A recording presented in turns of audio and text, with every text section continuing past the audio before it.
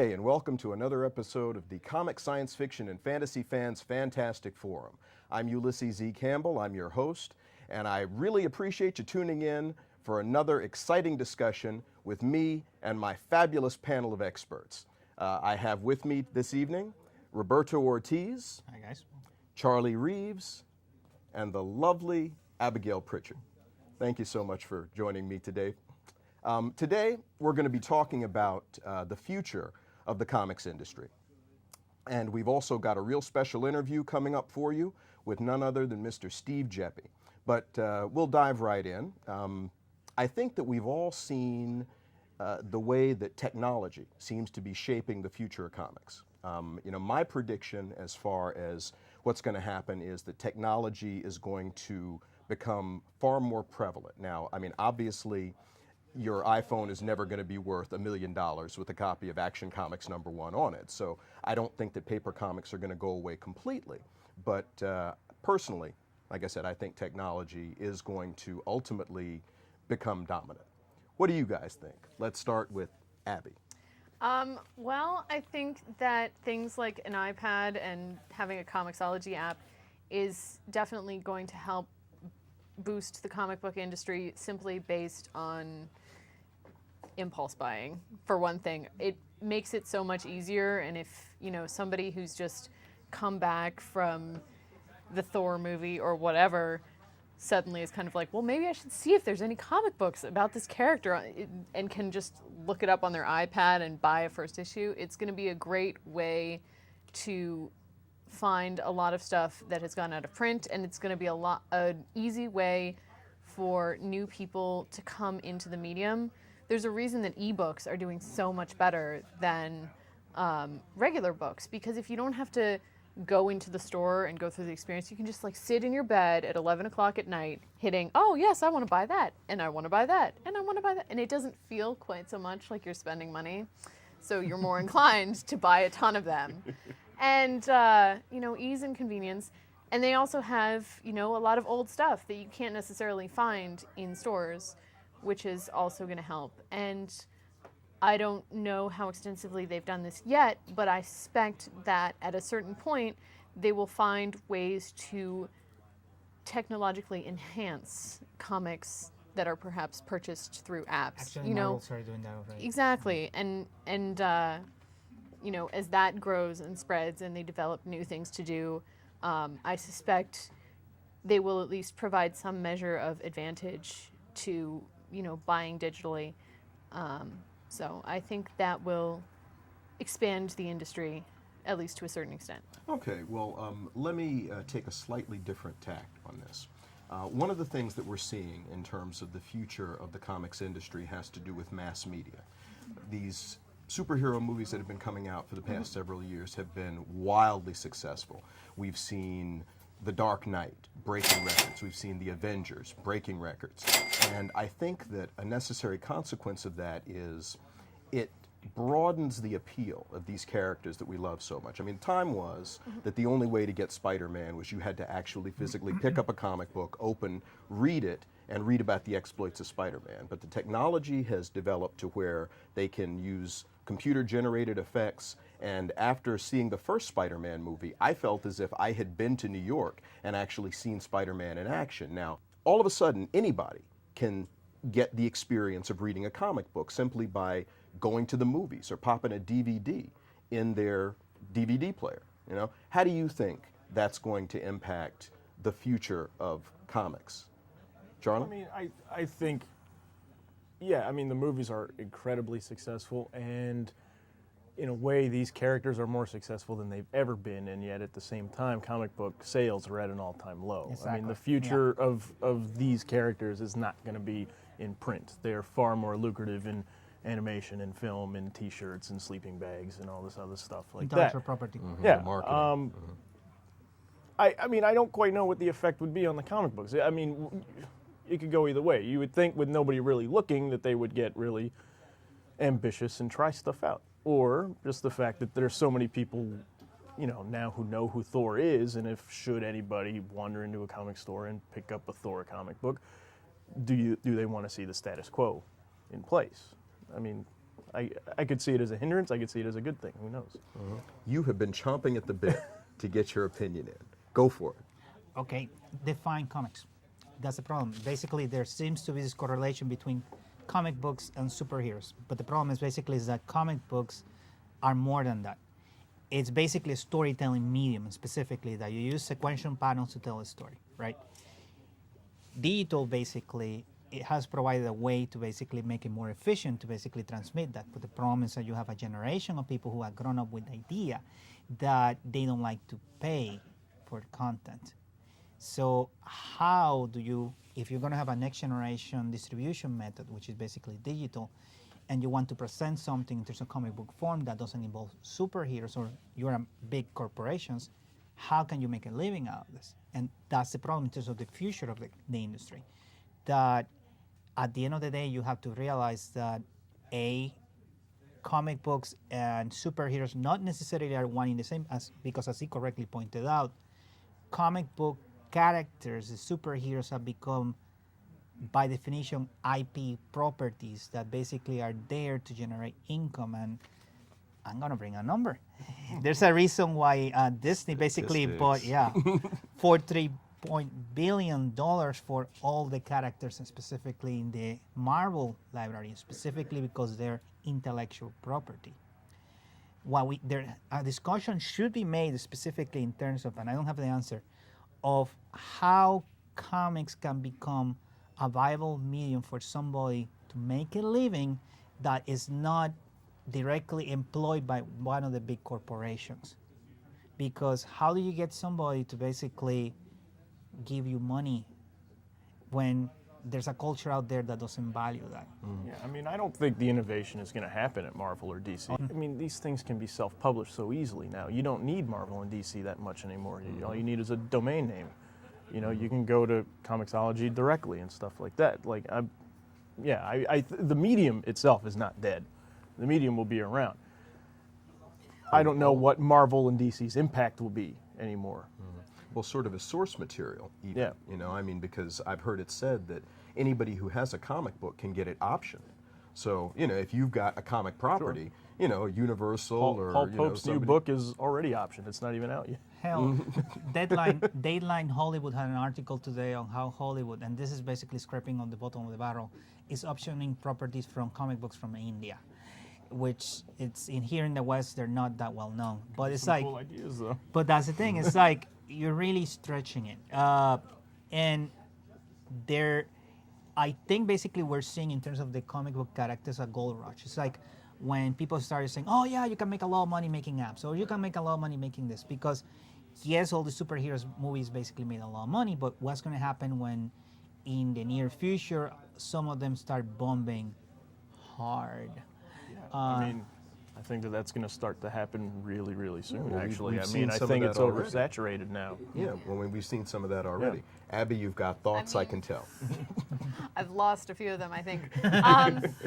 I think that it will depend on whether they can keep making, at least in terms of Marvel, good movies, and also in terms of other things. I mean, they're starting to option, or at least pretending that they're going to try to option a variety of non-superhero comics. You know, they just got a new director for Why the Last Man. I mean, I've given up hoping that will actually happen, which is actually sort of comforting because this director has not done any full movies, so I don't quite trust him yet.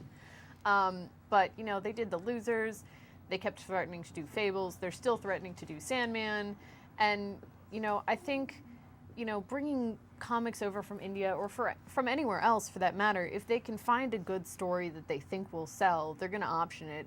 There's plenty of books out there that are made into movies that are wildly successful and people didn't realize it was a book first.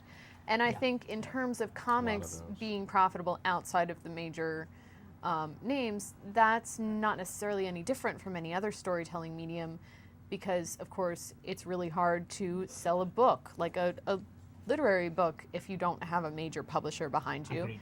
It's hard to get a movie made if you can't get a producer who's going to back you. And so, I mean, I think that storytelling in all its mediums is inherently risky, and generally not very profitable unless you really sort of hit it big or have a big name behind you. It happens, but it's rare. So, I mean, I think that the digital age has provided a lot of interesting opportunities. There was recently a Kickstarter. Thank you. And I'm blanking on the name. It was an unknown, and she was kind of like, I want to put a lot of female characters and characters of color in this sort of magic superhero thing, and she raised a ton of money, 3 or 4 times past what their goal had been. And so I think that comics, the medium of comics, just as much as, the method of selling them, like on apps and stuff like that, is also being changed because the fans have so much more of a direct voice. You can tweet Matt Fraction, you can hit up Kelly Sue DeConnick on Tumblr, right? And the Gail Simone thing, she got fired from Batgirl and the internet went nuts and they hired her back like that. And DC realized, what the hell were we thinking? And now Marvel is bringing in 2 all-female teams and, doing all kinds of really interesting things. And you can tell that a lot of that comes from the fans going, this is what we want. This is what needs to change in the industry. Cry for And some I'm diversity. really hoping that that is what is going to help the comic book industry find its feet again. Real quick, though, because we're almost out of time for this segment. In 25 years, where do you see the comics industry? And try and be brief. Roberto? Niche market specifically. I don't think printed comic books are going to go away. I think what's currently going to happen is going to be completely digital. I think there's going to be a synergy between different markets in terms of toys, animation, comic books, where you're going to have a more direct synergy across the board. And the reason I'm sure this is going to happen is because that's something Disney does. It's a bread and butter. Mm-hmm. All right, Charlie? I think a lot more creative-owned stuff, where you're going to see people that are excited about the medium and working in the medium itself, and not just want to create a hero that hopefully is going to be optioned by something. And I think the collector's market's going to thrive. Abby? I would say very similar to what he said. The comic that I forgot the name of was The Poster Children, and I think stories like that, based on things like Kickstarter or other programs like that, are really going to find a niche and find a voice and become much more prominent. I think that, like you said, Disney is just going to weave everything into itself. I do think there are certain characters who will always have a prominent place, that they have become so iconic and are so beloved from generation to generation to generation that they're going to last. I'm hoping, we get some new ones who can, get that kind of life and maintain that kind of fan base. And I do think that, simply with less print comics being sold, any issue that earns that kind of icon status will be worth more. So. Mm-hmm. Coming up, we have an interview with certainly somebody who has a tremendous impact on comic books and on what you see and on what you see delivered in the stores. Our own Billie Rae Bates sat down recently with Mr. STEVE GEPPI, president of Diamond Distributors. And so we've got that interview coming up for you. Take a look at it, but don't go away because we'll be right back after that. Hi, I'm Roger Stern, and you're watching Fantastic Forum.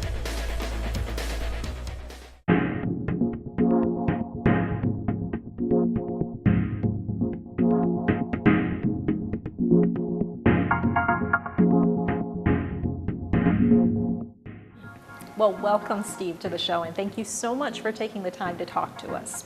I have to tell you, walking around this collection, it is amazing. It is just mind-blowing, all the stuff that you have collected over the years, and I found myself thinking, it's hard to believe that one person was able to collect all of this. So how did you go about that?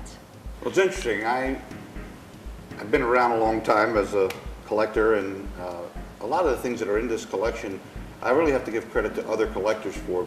I would focus on one category, like comic books was my first love.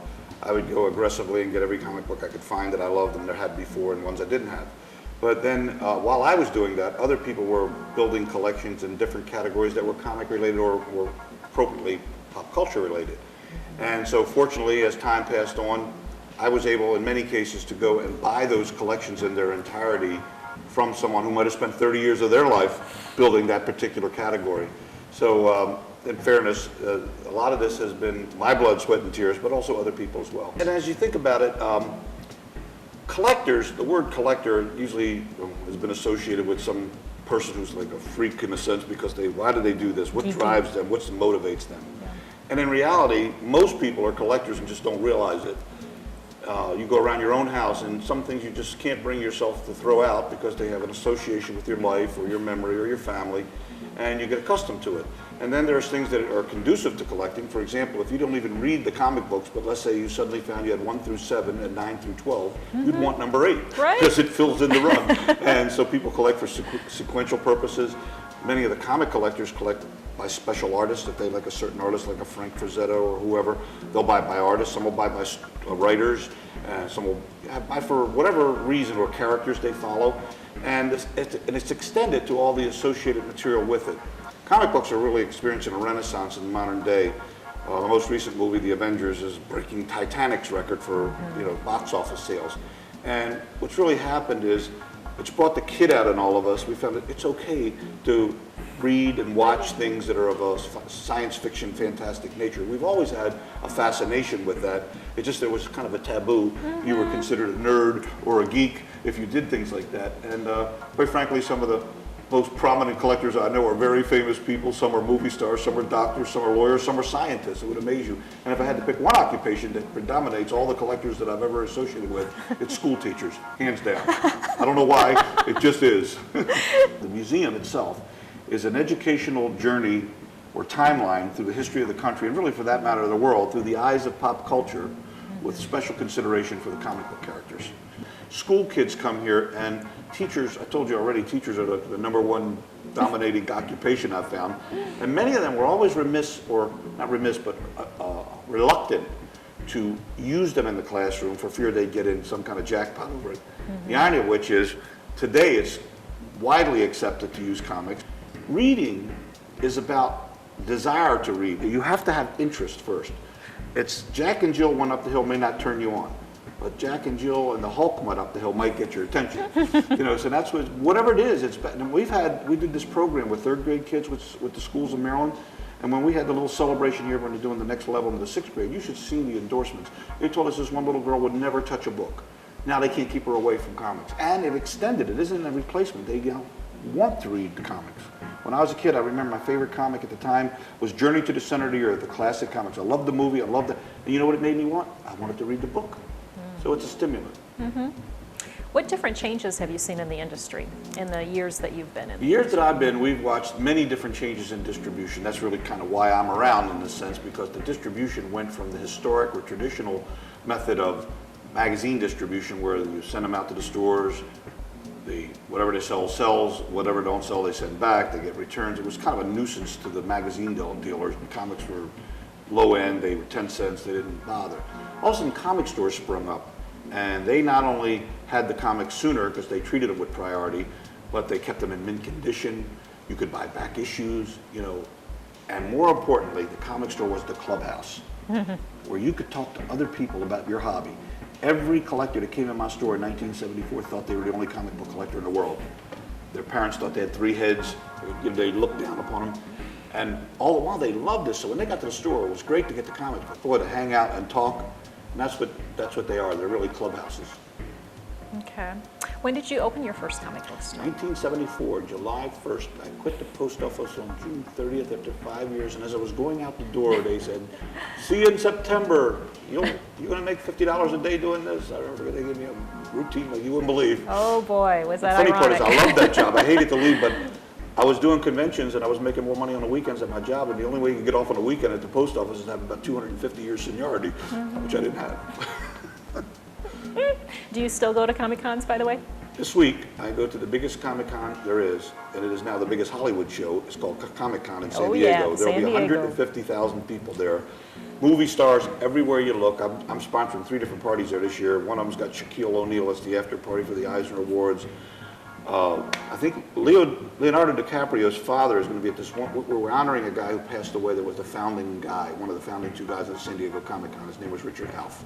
And we're doing a real warm, fuzzy, nostalgic for the people that went to this one particular hotel room, and everybody's coming. And Leo DiCaprio's father was evolved back then, some level. We're hoping Leo shows up, because Leo actually has bought comics from me, in fact, on occasion. Ah. So we're hoping that happens. But there'll be movie stars everywhere. It's just amazing. For me, distribution was an afterthought. You know, when I got into this, I was selling old collectible comics. We weren't even selling new comics, period. In fact, when we started carrying new comics, it was almost, we went kicking and screaming to carry them, because we had to have them to keep people coming back regularly, because other stores were opening. And we couldn't, if he had new comics across town, and the kids came in every Wednesday to get them, or whatever day it was at the time, you had to have a hook. And so you started begrudgingly carrying new comics, but they were a pain. You had to pay in advance 2 months. You had to get them in increments of 25. Everything about them was a nuisance. You couldn't return what you didn't sell. So I was strictly retail at the time. One store, then I opened a second store, then I opened a third store, then I opened a fourth store. And I started to become a decent sized account for my little distributor.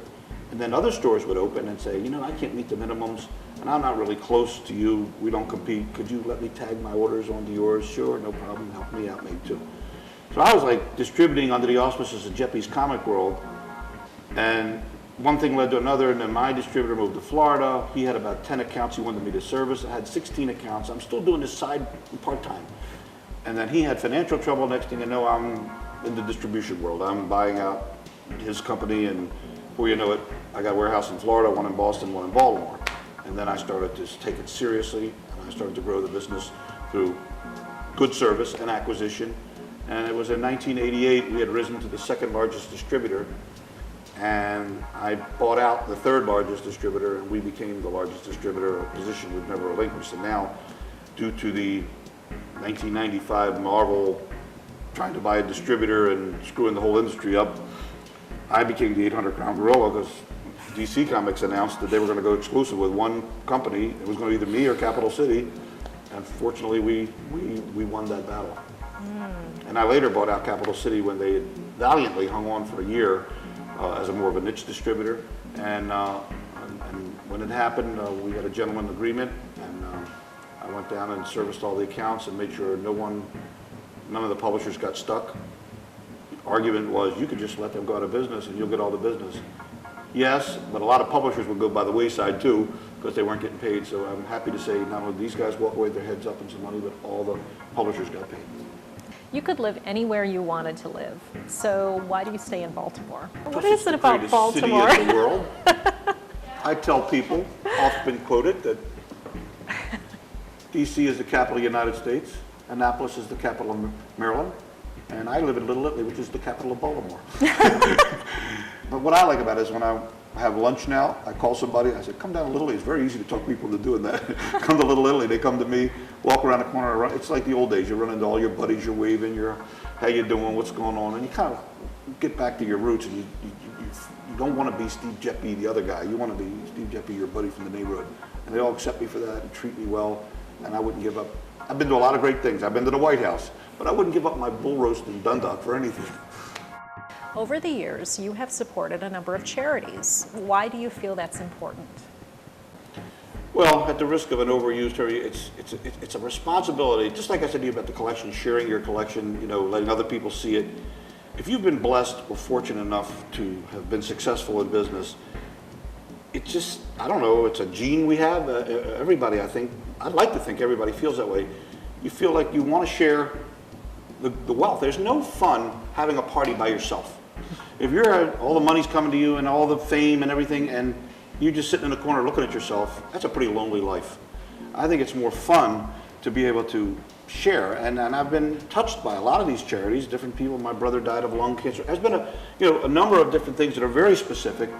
Bottom line is, I think giving, there's two kinds of people in the world. There are givers and there are takers. I do not want to be a taker. It's never been in my world. My mother, God bless her, may she rest in peace, she went to the 3rd grade, but she was as smart as anybody I ever knew, gave me all my values, and I found that being a giver felt better. Do you, by the way, remember the first comic book you ever read? I certainly do. My favorite first comic book. I learned to read from Batman, but there's a comic, I must have 12 copies of it. It was an annual. At the time we called them thick comics, because it was 25 cents with an annual. It was Tubby and his Clubhouse Pals. And I always fascinated, the little boy in me wanted to have a clubhouse with all the guys. He had the sign that said, no girls allowed. And on the cover, you got the ones on the roof, and they're painting thing, and the paintbrush is coming down on Wilbur's face. I remember that comic like as an inside. It turns out, in irony, I didn't know it, but one of the more popular secondary characters in Tubby Comics was Sammy the Martian. It was the first Sammy the Martian. I love that comic. I could read that over and over and over again, and I would just go back to like 1959 in my mind and be sitting there and just loving life. So hundreds of years from now, when people are reading their history online or however they're reading it by then, how do you think you'll be remembered, or how would you like to be remembered if it's different? I remember Cal Ripken answered this question once with a great answer. He said, just to be remembered at all is a good thing. There you go. That's kind of pretty profound, too. Thank you, Cal. I'll try to not steal that from you. But that all being said, I'd like to be remembered as one of the guys, you know, who happened to be in the right place at the right time and had the right passion, that was able to preserve something that needed to be preserved. You know, whether somebody else preserved it or me, it will be a great feeling, you know, to know now even that someday maybe somebody will walk into this museum or whatever it might be directly related to my having existed and say, boy, I'm glad Steve was around to do that and had the passion to do that, because all these other people can enjoy it. All right, well, thank you again so much for your time, Steve. We were really glad to talk to you today. And we will be right back.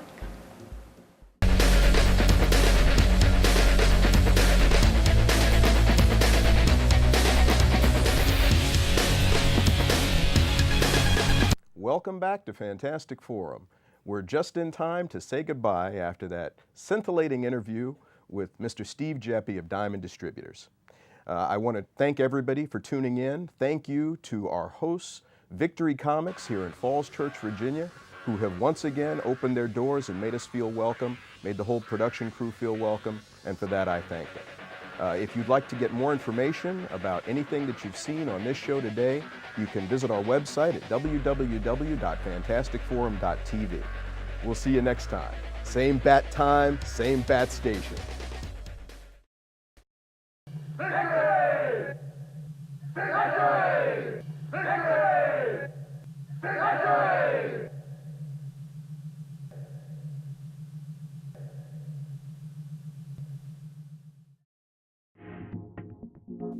Join the Fantastic Forum fan community on Facebook and follow us on Twitter for all the latest news and updates.